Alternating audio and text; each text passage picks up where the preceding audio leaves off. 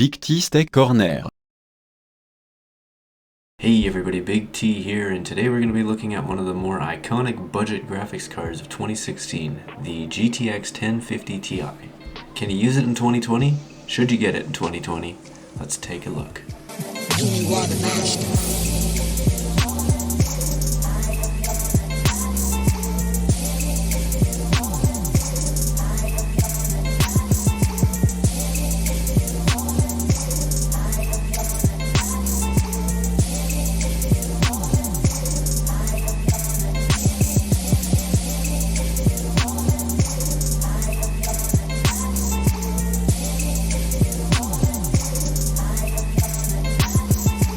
So the 1050 Ti is one of those weird cards where the prices are kind of all over the place. Now I picked mine up for $90 secondhand. It's the 4 gig variant too. You don't even really want to consider the 2 gig variant because 2 gigs is just really isn't enough to do more modern games at this point. I've seen them for, about $120, sometimes $150, sometimes over $200. It depends. People don't really know what these are worth. I would personally say if you get it for $100, that's pretty good. You're off to a good start. So enough with the mumbo jumbo. Let's stick this card in an i7 3770K system with 12 gigs of RAM and see how this thing performs. So we're going to start things off nice and slow with TF2. What's interesting to me is that TF2 seems to use about 1.4 gigs of VRAM. Not really sure how that's possible, but it is. Either way, it had no problems running this game at 1080p, maxed out settings. Now I did leave VSync on, unfortunately I forgot to turn it off.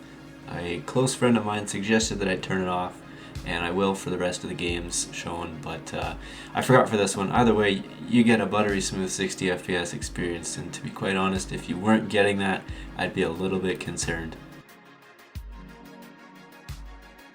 Next up we have Grand Theft Auto 5. I'll drop my graphical settings down right here. You'll notice AA is set to 4x. You really don't want to crank it anything higher than that or you will start to see some dips down into the 30s.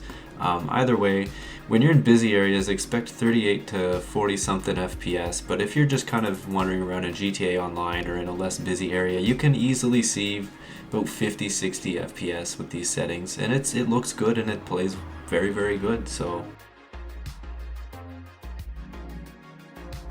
stepping things up once more, it's Black Mesa.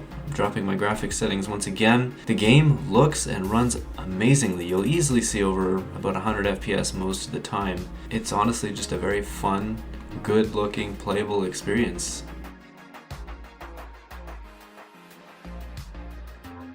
And to end things off with a bang, we have the horribly unoptimized Unity game that I'm addicted to, 7 Days to Die.